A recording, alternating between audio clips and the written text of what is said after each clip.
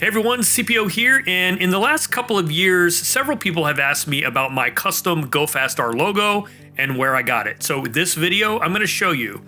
I went to chromeemblem.com, and in there you can do a individual letters, numbers, and symbols order. I clicked on that, and it will allow you to enter your text that you want to customize.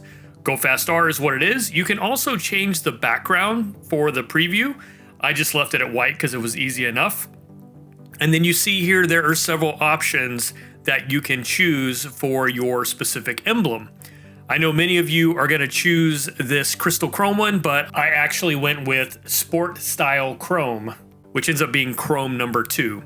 You can view the product details and see more information about it, including the letter sizes and then what symbols are available.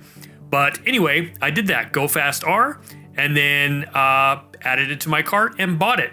There was a discount offered at the time of purchase, so I think I saved 15%. It was under 20 bucks total to have this sent to me. What I wasn't sure is whether or not it was gonna come to me as a complete emblem or if it was gonna be individual letters. As you can see here, it did come as individual letters, so I had to build my emblem.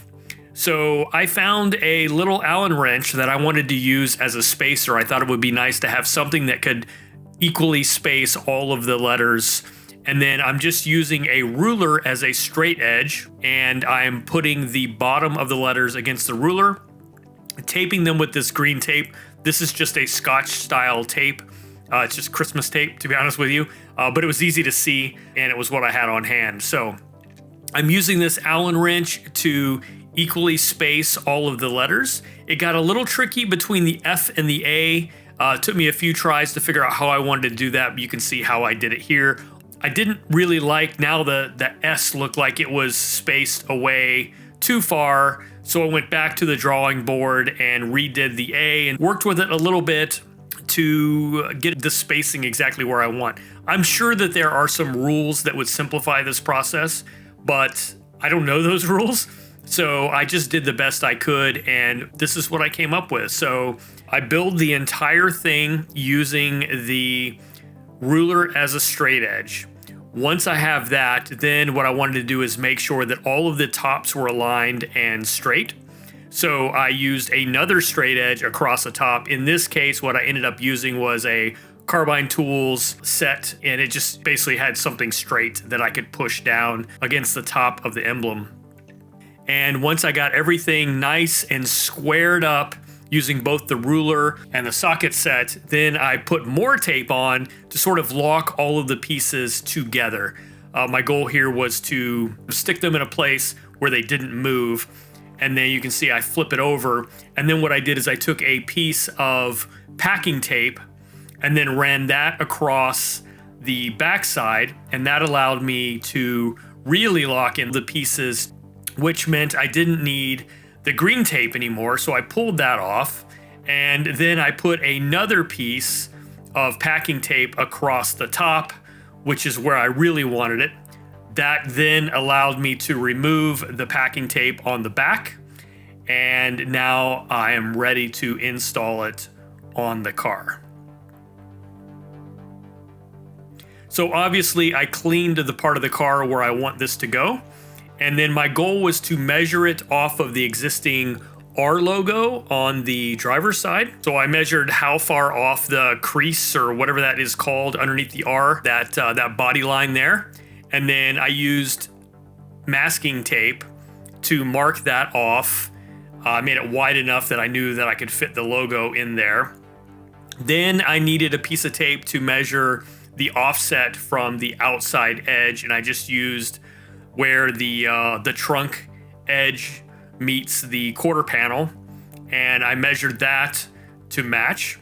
I used the ruler to sort of line things up straight left and right, and then press down that tape to lock it into the car. And then I put another piece of tape on top. What I want to do is make a hinge so that I could hinge it up and then remove the backing. So I'm done with all the masking tape and all the measurements now.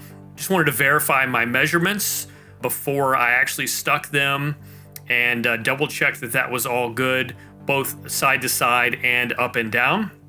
take one step back and make sure everything is still good to go.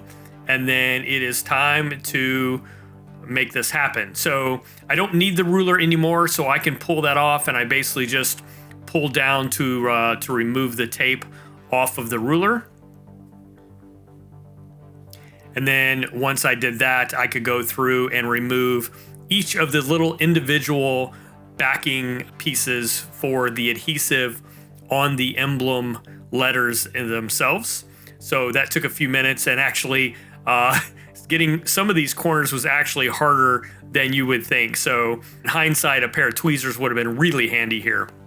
Anyway, once I have those off, I just hinge the entire emblem down and then start pressing in those numbers, making sure everything gets pressed in nice and firm. And with that, I no longer need the tape. I can pull that off and then, yeah, press down again for good measure. If you wanted to gently heat it with a heat gun, that's probably not a bad idea either.